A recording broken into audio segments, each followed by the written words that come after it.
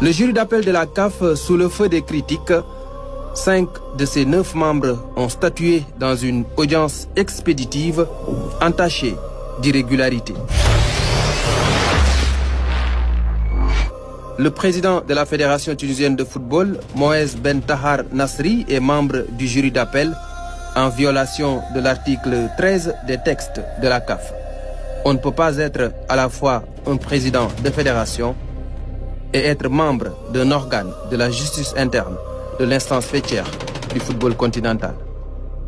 Autre irrégularité, l'audience d'appel devait se tenir avec des débats contradictoires entre les deux parties. Ce qui n'était pas le cas.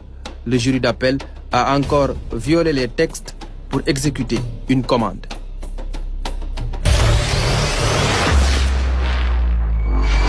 Le commanditaire n'est personne d'autre que Fawzi Lekja, président de la Fédération royale marocaine de football, premier vice-président de la CAF et président de la commission des finances. Il est très influent et pèse de tout son poids sur bien des décisions. Lekja a mis la CAF sous pression, refusant d'organiser la CAN féminine au Maroc au mois de mars. Un chantage qui a porté ses fruits. Maintenant, les décisions se prennent suivant ses humeurs.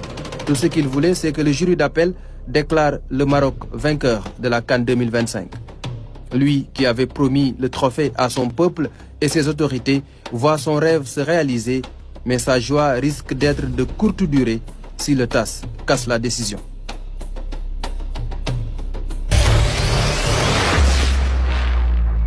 Au-delà de Fawzi Lekja, un autre homme du système tire les ficelles dans l'ombre. Il s'appelle Veron Mozengo, secrétaire général de la CAF.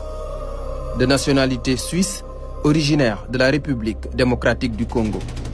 Ancien membre du département juridique de l'UEFA, grand ami d'Infantino, qu'il a imposé à ce poste stratégique pour gérer à distance tous les dossiers.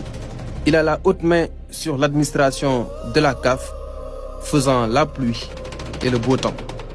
Veron Mozengo a limogé le patron de la commission juridique de la CAF 3 semaines avant la décision rocambolesque du jury d'appel.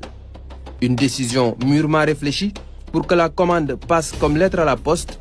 Veron Mozengo, qui est épinglé par un rapport interne de la CAF pour des faits présumés de mauvaise gestion financière, agit en toute illégalité. Il a atteint la limite d'âge depuis le mois d'octobre dernier. Si les textes étaient respectés, il ne devrait plus être un fonctionnaire de la CAF.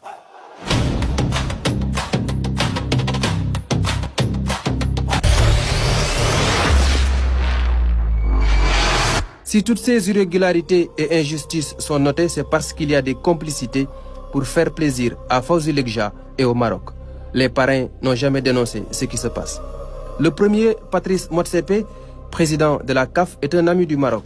Le milliardaire sud-africain est actionnaire de référence à Sanlam Maroc, qui intervient dans le domaine financier et de l'assurance. Cela à travers sa holding Ubuntu Botro Investment. Il a, comme qui dirait, délocalisé le siège de la CAF à Rabat. Quasiment toutes les réunions se font là-bas. Le Caire, siège officiel, passe au second plan. La proximité entre Motsepe et Lekja est un secret de polichinelle. Il ne refuse rien à son ami. L'attitude de Motsepe lors de la finale montre qu'il supportait le Maroc. Tout comme Gianni Infantino, président de la FIFA, leurs expressions faciales en disent long sur leurs sentiments. Infantino se comporte comme le tuteur de la CAF, ce qu'il n'ose pas faire à l'UEFA ou dans les autres confédérations. Celui qui a fait élire Motsepe en 2021 par acclamation à Rabat sans concurrent. Où est la démocratie dans tout ça?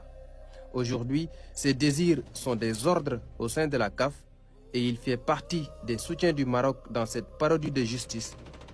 Une farce de mauvais goût qui a fini de décrédibiliser un peu plus toute une institution.